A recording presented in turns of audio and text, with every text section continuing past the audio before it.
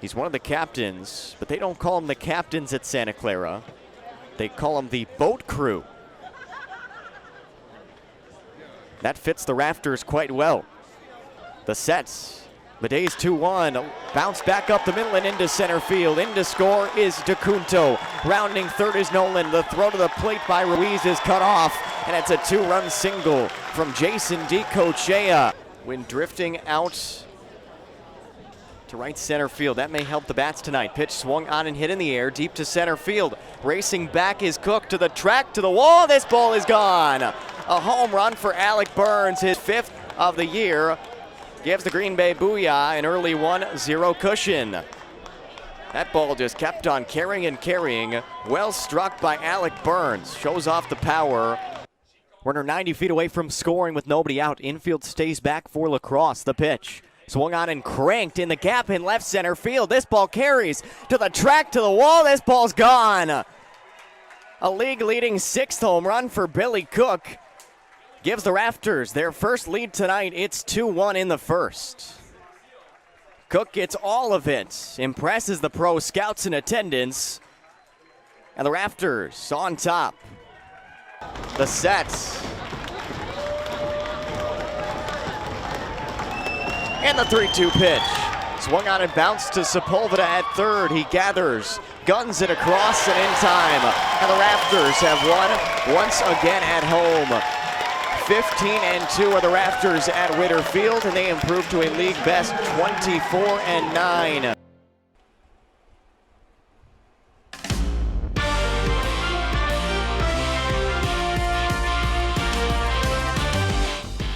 The Wisconsin Rapids Raptors look to lock up home field advantage in the playoffs tonight against the Wisconsin Woodchucks from Ritter Field.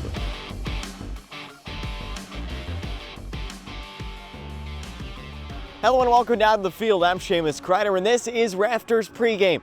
The Raptors go for home field advantage in the Northwoods League Wisconsin-Illinois Pod playoffs here tonight with a win.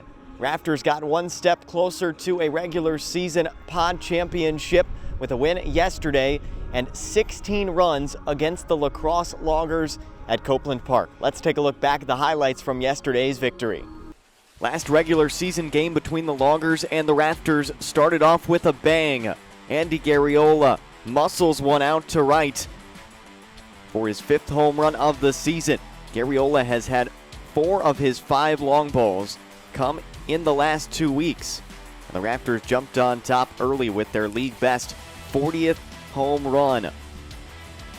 Austin Krizik at the plate with the bases loaded in the second, and the Raptors continue to get to Nevin Wall. Wall would allow 9 earned runs to the Raptors on the night. 2 more runs come in to score. Raptors up 5-1. Raptors still batting in the top of the second. Andy Garriola singles down the third base line. 2 runs come home. Runner is thrown out at third, but the Raptors continue to extend the lead with 7 over the first 2 innings. That would set the tone for the offense. Jason DiCochea playing against his brother Christian.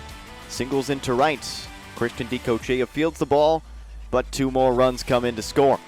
Raptors expanding their lead even further. In the top of the 8th, Richie Schiekhofer doubles to the wall past the glove of Kobe Kanto in center. Hinderletter comes on home, and Angelo DeCunto is right on behind him. Raptors picked up 1 more in the inning to take a 16-4 lead into the 9th. Gage Smart picked up a save with 3 scoreless innings, and what a play defensively to close it out. Hinderletter to Garriola. Raptors win their 31st game of the season and set the table for the Woodchucks series here tonight.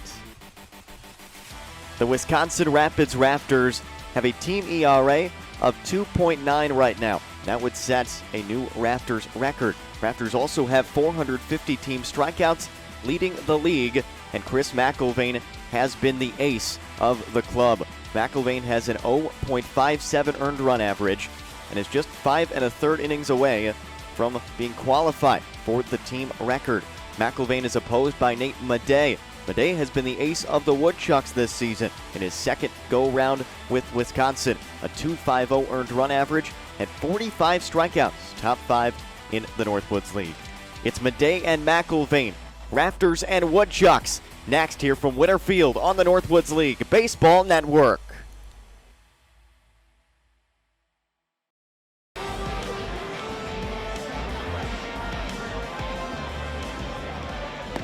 Fourth inning just about to get underway, scoreless. After batter's interference on Christian Sepulveda ends the third. A key decision by Kirk Schreider to hold up the runner. Jason DiCochea on a single from Cole Bartles. Leads to the inning ending without the Rafters scoring anything after back-to-back base hits. First up, Parker Noland for Fond du Lac in the fourth. Noland, Elko, Anderson due up. First pitch is a cut and a miss from Noland, who struck out against McIlvain in the first at-bats.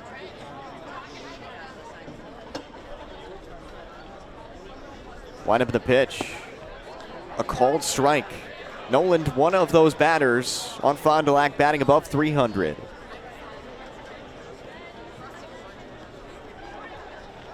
Batting .330 right now. Breaking ball misses low on 0-2 when it's 1-2. Team leader John Rhodes is off the roster for Fond du Lac. So Tim Elko right now is the best average as an active player at .343. Pitch swung on and bounced past a dive of Sepulveda into left field for a base hit. Leadoff knock for the Dock Spiders here in the fourth. Noland on for the first time tonight.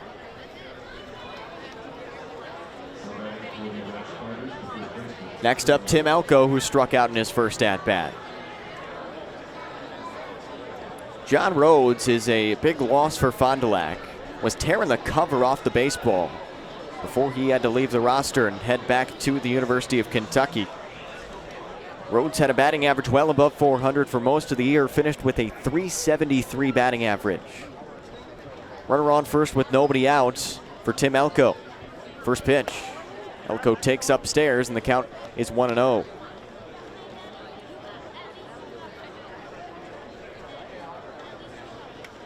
Elko, great numbers all year long. The Ole Miss product has seemingly turned it around. Had not hit above 250 for Ole Miss prior to this spring. And now he's sitting well over 300 with a .343 batting average. With the Dock Spiders this summer in the best summer collegiate league out there, the Northwoods League.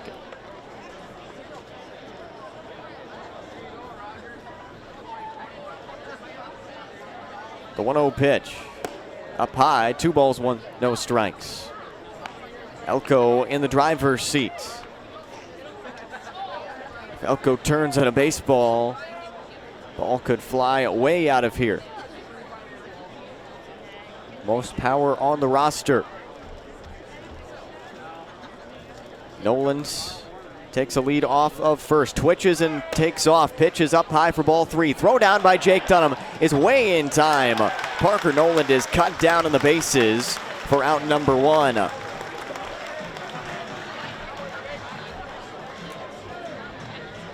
You could tell from up here in the press box that Noland was going to go. He was twitching a couple of times prior to taking off.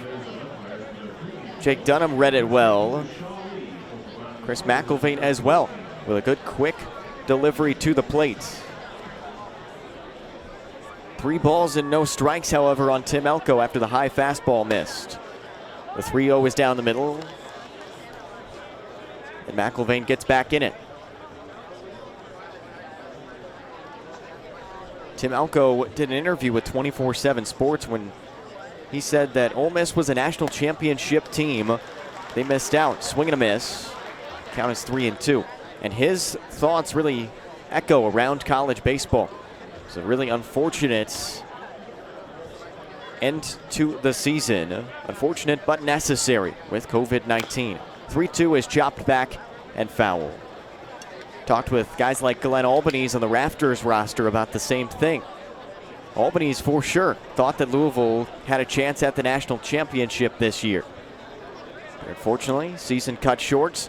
We will never know what would have happened. The payoff is a cut and a miss for strike 3. Another strikeout for Chris McIlvain. He is dealing tonight. 4 strikeouts now. Uses the slider to punch out Tim Elko. Next up, Aaron Anderson, 2 outs and the bases empty. Rafters defense has picked up McIlvain tonight as well.